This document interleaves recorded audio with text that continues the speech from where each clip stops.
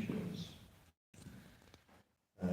When we recite things that are refuge or the triple gem, it's the Buddha, the Dhamma, the Sangha, those three things. And so that the Buddha as the progenitor, the origin of the Sasana, of the dispensation, the Dhamma, the teaching, the way of practice and perceiving and investigating things, pointing out truth. And then the Sangha as the community that practices following that teaching, following the Buddha, so that the Sangha as both the monastic and the lay Sangha, these form a community that help to support each other, and to, just as today where we're gathered monks, nuns, laymen, and this is and especially if you come here to practice, then that's really fulfilling the intention of the Buddha, the refuge, and what is a refuge. So that the sense of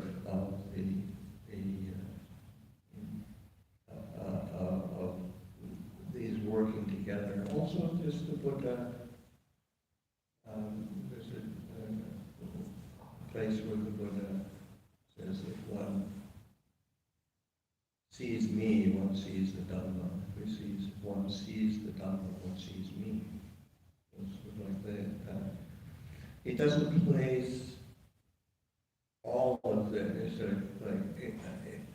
there's not a program to create like a guru worship or cult worship of some religious leader. He is the one who points out the teaching, points out the way.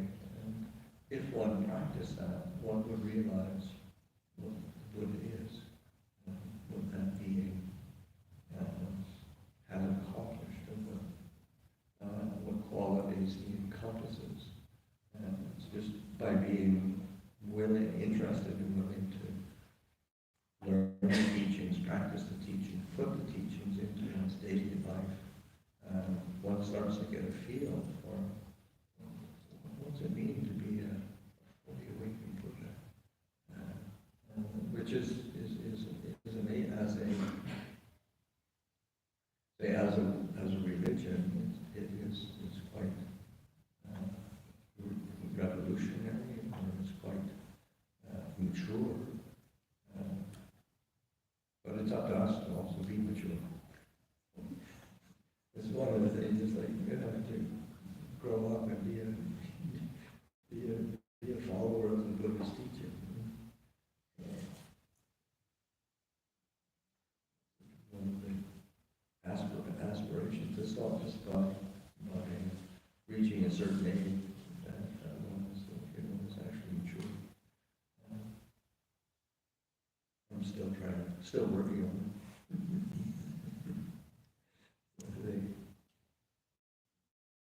So this sense of the seeing the target of the Buddha, and seeing the Dhamma. These are especially in the context of today being a day of recollection of the Buddha.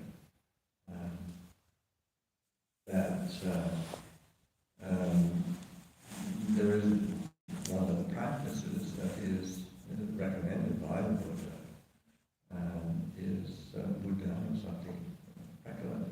Anusati is to recollect. So the recollection of the Buddha. And to recollect the Buddha as a practice, it's learning how, because sometimes we to get my mind to shut up. And somehow I would be peaceful and be still and have amazing insights into liberation. But we really have to learn how to use the mind skillfully. We have to train the mind to consider and to reflect, to investigate, to turn its attention in the right way, and so that using Buddhism is a really skillful means of developing that ability to turn attention toward that which is really wholesome. Because what you're trying to do is develop a continuity of skillful, wholesome mental states. That's what makes the mind bright. That's what makes the mind peaceful. And that's what allows the heart to really be full. And actually, there's a discourse where the Buddha is asked. The Buddha is going on. He's going on like a walking pilgrimage. Say in time, Tudong, and he's going on with monks and going for wandering through the countryside, and practicing and teaching like a pilgrimage. And he was at Kapilavatthu, where the Buddha himself was born, or Buddha's birthplace, or where he grew up rather. And the leader of the Sakya clan, Mahanama, asks him, while you're away, what is the best way to hold them on? What do we do with their minds when you're away? So the undercurrent is, why are we here? We do pretty good at keeping ourselves together. But what do we do when you're not here? And the Buddha recommends to use this recollection of something. Recollecting the one, because when you recollect the Buddha as an awakened being, as an awakened teacher, then the mind becomes straight. It's not crooked, not sort of deviating off into things that are create problems. It's straight because it is not overwhelmed by greed, not overwhelmed by hatred, not overwhelmed by delusion. And when the mind is straight like this and recollecting in a skillful way, then there is one gains a sense of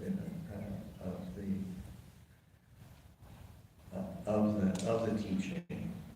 One gets an appreciation of the teaching.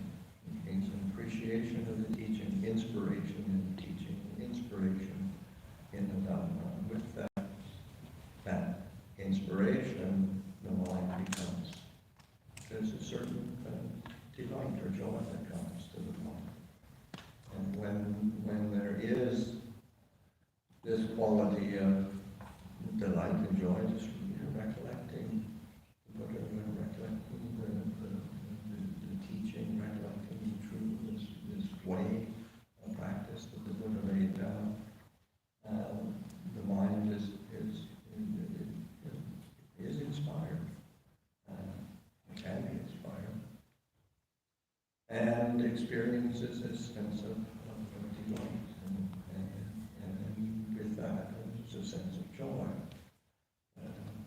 When it's joyful, there's a sense of tranquility.